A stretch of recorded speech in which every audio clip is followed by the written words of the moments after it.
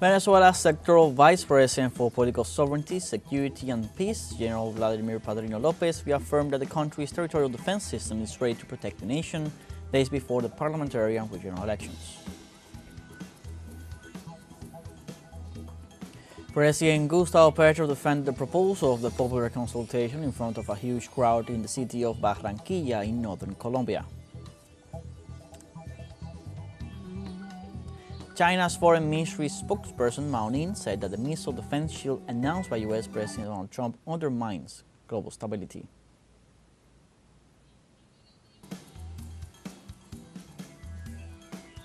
Hello, welcome to From the South. I'm Luis Alberto Matos from the teleSUR studios in Havana, Cuba.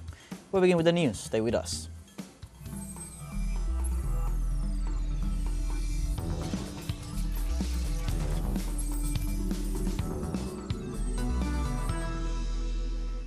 On Tuesday, Venezuela's sectoral Vice President for Political Sovereignty, Security and Peace, General Vladimir Padrino Lopez, reaffirmed that the country's territorial defense system is ready to protect the nation just days before the parliamentary and regional elections.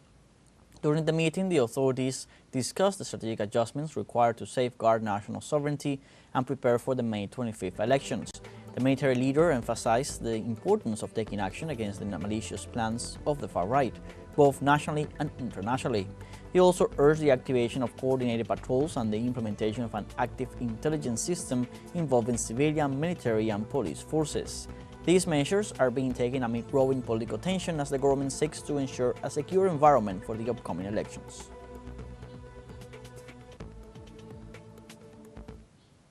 And thanks to the joint effort of the governments of Antigua and Barbuda and Venezuela and Antiguan women who had been missing for more than 3 decades, was reunited with her family on Tuesday. More on the story with journalist Garfield Burford. The moment a private jet from Venezuela arrived at DC Bird International Airport carrying an Antiguan citizen who had been missing and presumed dead.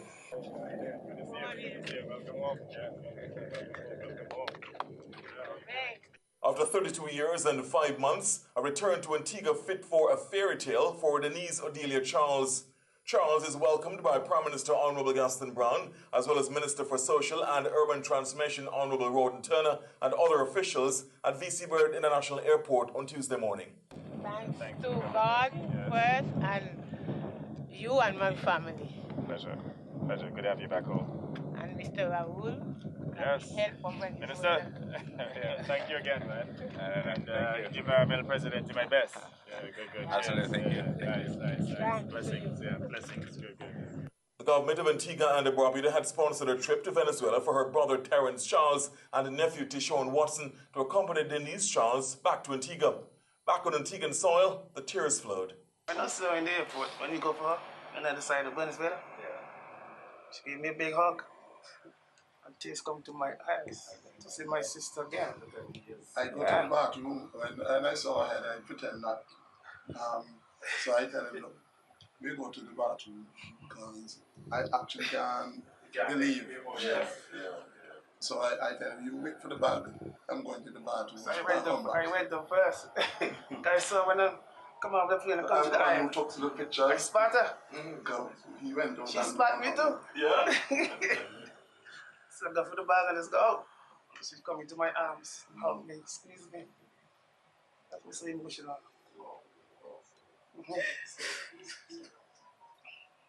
So she happy to be home because it's her family daily. The expressions of gratitude for making this possible also flowed. And I got the Prime Minister and that was it. It was so kind. Yes.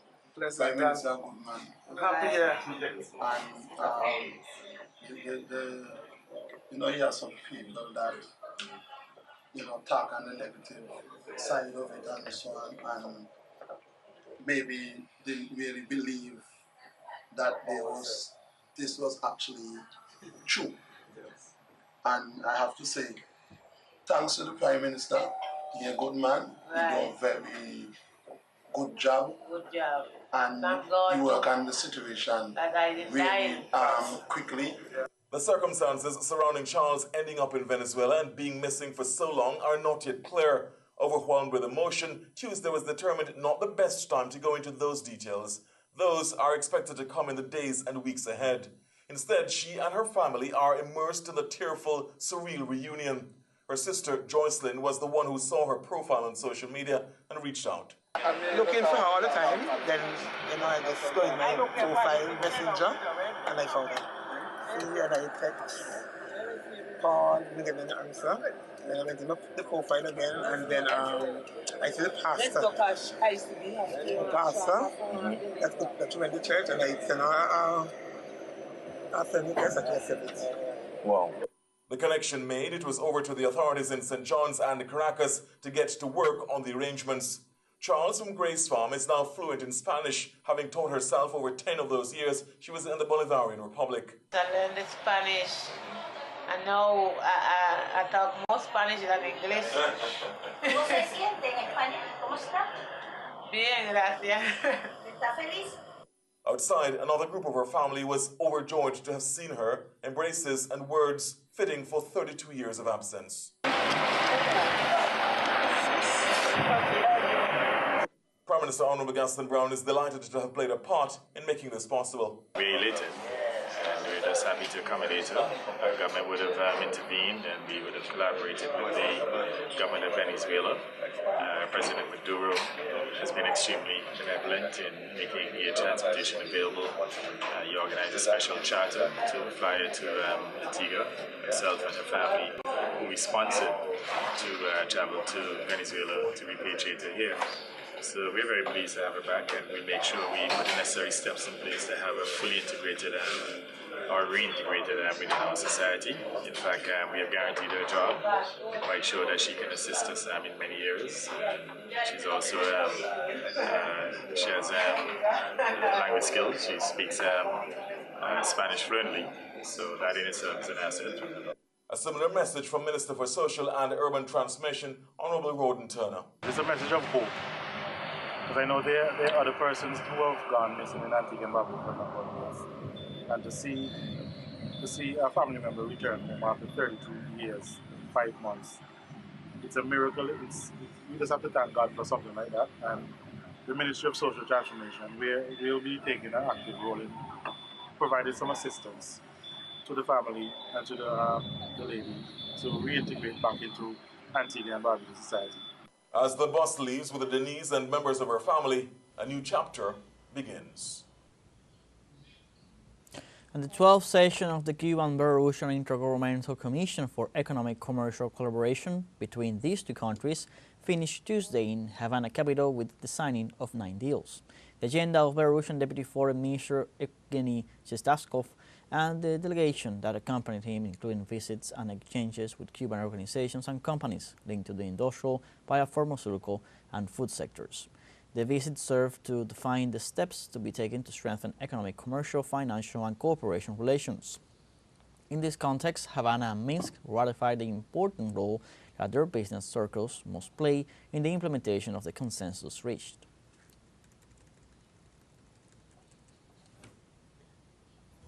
We now have our first break coming up. Remember, you can join us on TikTok at teleSUR English, where you'll find news in different formats, news updates, and much more. We'll be right back. Stay with us.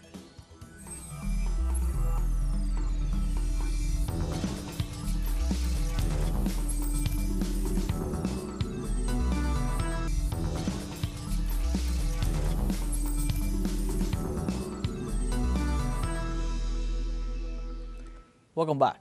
On Tuesday, President Gustavo Petro defended the proposal of a popular consultation in front of a huge crowd in the city of Barranquilla in northern Colombia. During the open meeting, the president announced dialogue with youth groups while also defending the labor reform. From that stage, he also challenged those who have obstructed Colombians' right to decide on fundamental issues and warned that if he were to be removed from supporting an indefinite strike, it could lead to a social revolution. The head of state confirmed that he is not seeking re-election, but rather promoting social change based on justice and equity.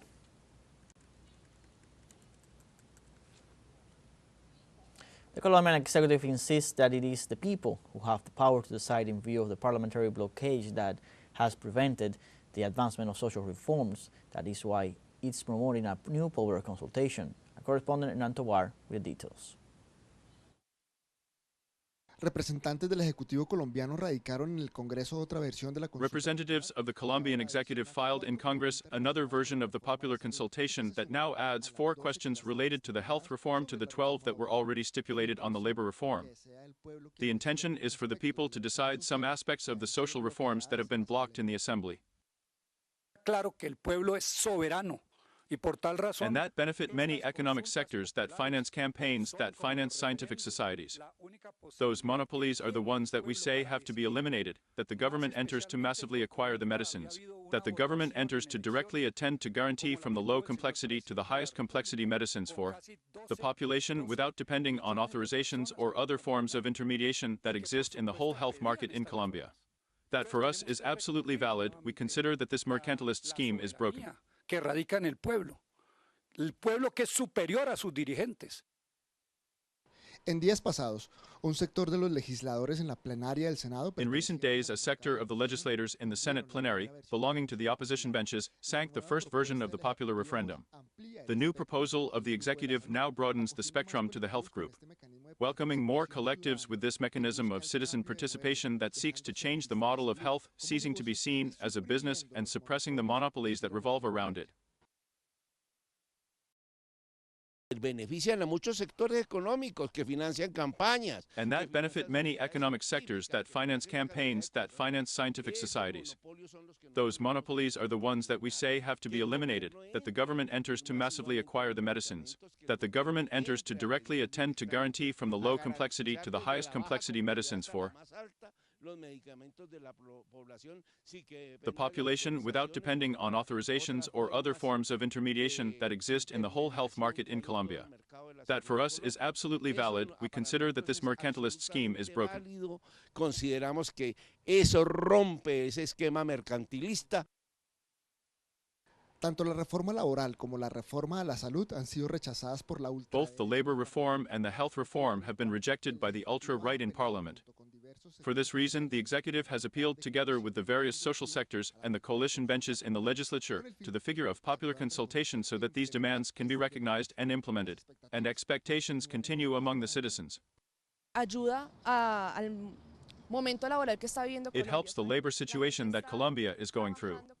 People are working to survive, not to live, so it is very difficult not to give them the conditions that the people need. Como no darle las condiciones que necesita el pueblo. Es el momento también de los sectores populares que se organicen. It is also time for the popular sectors to organize themselves. In a first moment, to defend this other proposal of popular consultation, we are seeing it in the different sectors, not only in the big cities, but also in the smaller municipalities as they are organizing themselves in the open town councils. Organizando en los cabildos abiertos y creo que es una gran posibilidad. De este panorama, las diferentes organizaciones sociales populares. In view of this panorama, the different popular social and political organizations that support the consultation have decreed a national strike on May 28th and 29th, in view of the parliamentary blockade that has been imposed on the social transformation proposals. Hernán Darío Tobar Gaitán, teleSUR, Bogotá, Colombia. In other news, thousands of Uruguayans gather in Montevideo for the 30th annual March of Silence, demanding truth and justice for victims of forced disappearances during the 1973-1985 military dictatorship. The march, held under the slogan "Sepan cumplir, know how to deliver," urged the government to take concrete action in uncovering the fate of 197 missing people. Silent demonstration moved through the capital's street, led by families holding photographs of the disappeared. Signs reading "No more impunity" and "This wound remains open" reflected the ongoing struggle for accountability. Among the attendees were Vice President Carolina Cose and Lucia Topolansky, widow of former President Jose Mujica. Organizers expressed cautious optimism about President Yamandu Orsi's recent gestures of support, hoping they translate into real action. We have a second short break coming up before we invite you to visit our Facebook page at teleSUR English. There you'll be able to watch our top stories, special live coverage, and much more. Follow our page and activate the notification button to stay up to date on the world's most recent events. Final break, we'll be right back.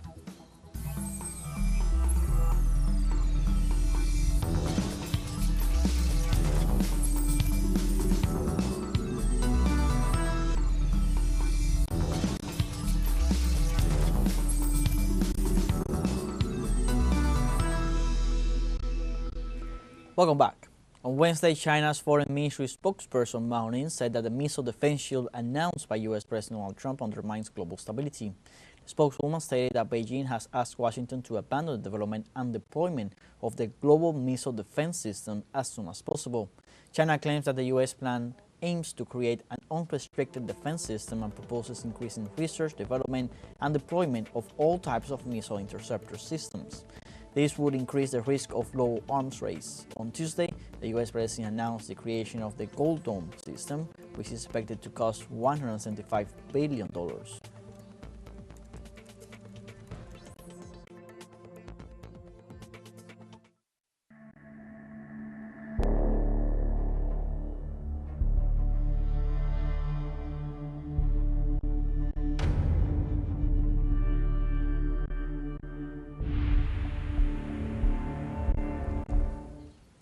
The humanitarian crisis in Gaza grows as death toll rises to more than 53,000.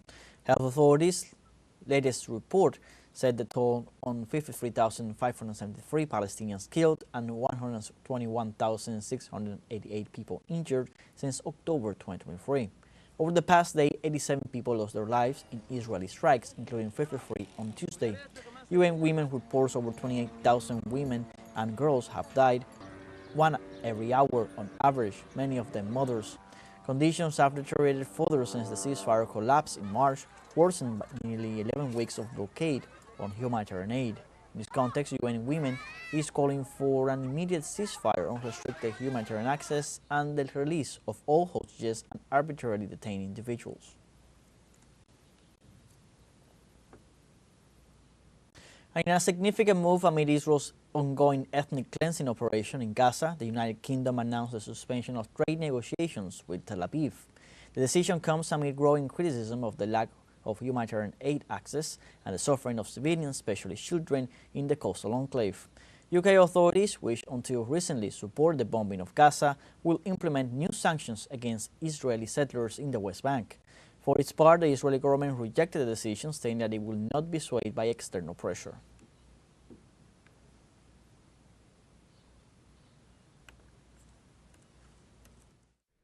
We repeat our demand for a ceasefire as the only way to free the hostages. We repeat our opposition to settlements in the West Bank. And we repeat our demand to massively scale up humanitarian assistance into Gaza. The recent announcement that Israel will allow a basic quantity of food into Gaza, a basic quantity, is totally and utterly inadequate. Like this, we have come to the end of this news brief. You can find these and many other stories on our website at telesurenglish.net. So join us on social media, Facebook, X, Instagram, Telegram, and TikTok. For Telesur English, I'm Luis Alberto Matos. Thanks for watching.